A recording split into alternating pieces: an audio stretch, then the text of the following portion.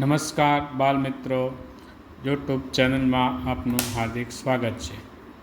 આજે આપણે ભાગ નંબર 17 લઈને આવ્યા છીએ અને તેમાં આપણે જોઈશું અંગ્રેજી મૂળાક્ષરોની શ્રેણી.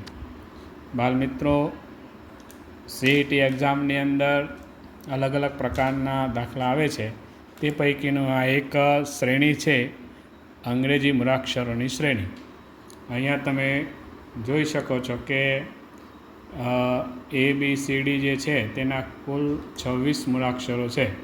તો એને ક્રમમાં અહીંયા આપેલા છે. એક ડાબી બાજુએથી જમણી તરફ જતો સીધો ક્રમ છે અને બીજો ડાબી તરફથી જમણી તરફ જતો એટલે એનાથી ઉલટો ક્રમ પણ આપેલો છે. આપણે જે દાખલા ગણવાના છીએ તેની અંદર જો આપણે એનો અભ્યાસ કરશું તો આ બરાબર સમજી લેશું એનો ક્રમ, સીધો ક્રમ ને ઉલટો ક્રમ, તો આપણને દાખલો સરળતાથી એ આપણે ગણી શકશું. તો ચાલો આપણે શરૂ કરીએ.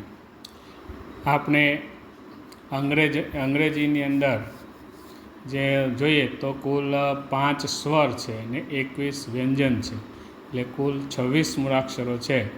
આપણને ખ્યાલ જ છે કે A, E, I, O, U એ જે છે તે સ્વર છે અને બાકીના જે છે તે વ્યંજન છે.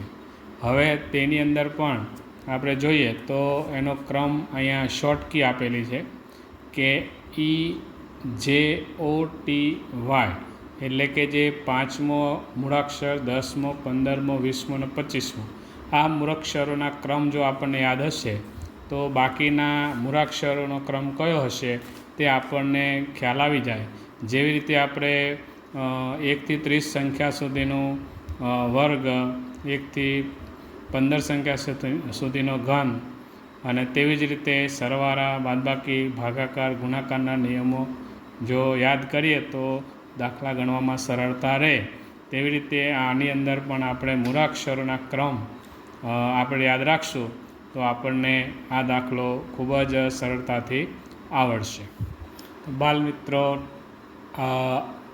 ભાગ નંબર 17માં ટાઈપ 1 એમાં જોઈએ તો મૂળાક્ષર શ્રેણી છે, અંગ્રેજી મૂળાક્ષરની શ્રેણી. તેમાં 2 નિયમો છે.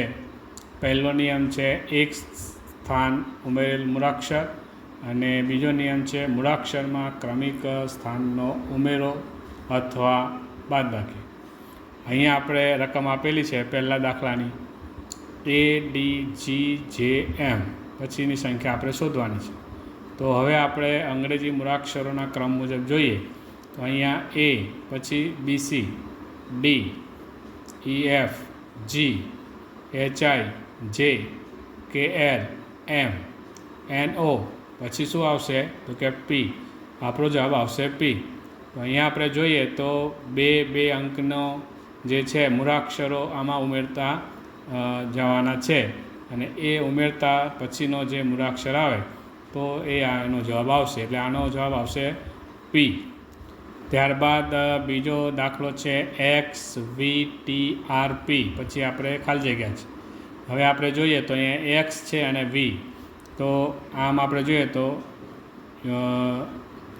XUVX આ મૂળાક્ષરને ઉલટો ક્રમ છે. તો અહીંયાથી જોઈએ તો P, Q, R, S, T, U, V, W, X. અને હવે આપણે જમણી સાઈડ જઈએ તો એક જે કહેવાય -1, એટલે આમ જોઈએ ને તો ઉલટા ક્રમ પ્રમાણે અહીંયા આવશે W, પછી આવશે U, પછી S, પછી Q, પછી O. હવે O પહેલાં કયો આવશે મૂળાક્ષર તો કે N આવે, એટલે આપણે આવી રીતે શ્રેણી થશે N, O, P, Q, R, S, T, U, V, W, X. આવી રીતે એનો જવાબ આવશે. ત્યારબાદ ત્રીજો દાખલો છે AEIMQ, પછી ખાલી જગ્યા. હવે અહીંયા આપણે જોઈએ તો A પછી સીધા E છે, એટલે એ પછીના મૂળાક્ષરો જોઈએ તો B, C, D, એટલે 3 મૂળાક્ષરો પછી E આવે છે. પછી F, G, H, પછીના 3 મૂળાક્ષરો પછી આવશે I. એના પછીના મૂળાક્ષર છે J, K, L, અને પછી અહીં M, પછી NOP, પછી Q, RST અને પછી હવે શું આવશે તો કે આપણો યુ મૂળાક્ષર જવાબ આવશે. એટલે આ રકમની અંદર 3 મૂળાક્ષરોનો ઉમેરો કરવામાં આવેલ છે. ત્યારબાદ દાખલો નંબર 4 CEHJMO પછીનો જવાબ.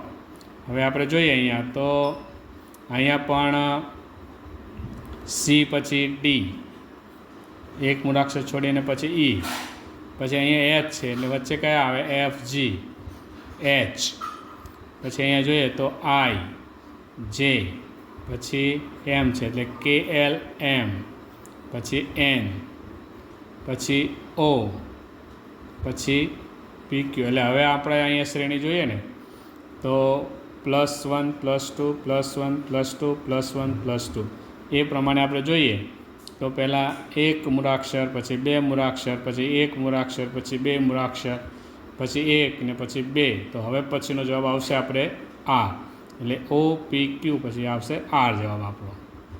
ત્યારબાદ દાખલો નંબર 5 DHMS પછી ખાલી જગ્યા.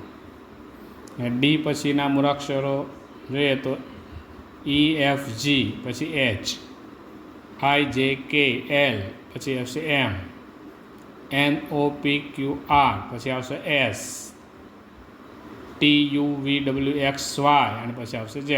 હવે આપણે અહીંયા જોઈએ ને તો ક્રમિક પ્રાકૃતિક સંખ્યા પ્રમાણે એનો મૂળાક્ષરોનો ઉમેરો છે. પહેલાં 3 મૂળાક્ષરો ઉમેરવાના છે, પછી 4, પછી 5 અને પછી 6, એટલે પછીનો મૂળાક્ષર આપણો આવશે Z. એટલે આપણો જવાબ શું છે? Z. આવી રીતે આમાં એનો ઉકેલ છે. બાળમિત્રો, આજે આપણે 1 થી 5 દાખલા સુધીનો દાખલાનું સોલ્યુશન આપણે મેળવ્યું. પાછા આપણે મળશું ભાગ નંબર 18માં. નમસ્કાર.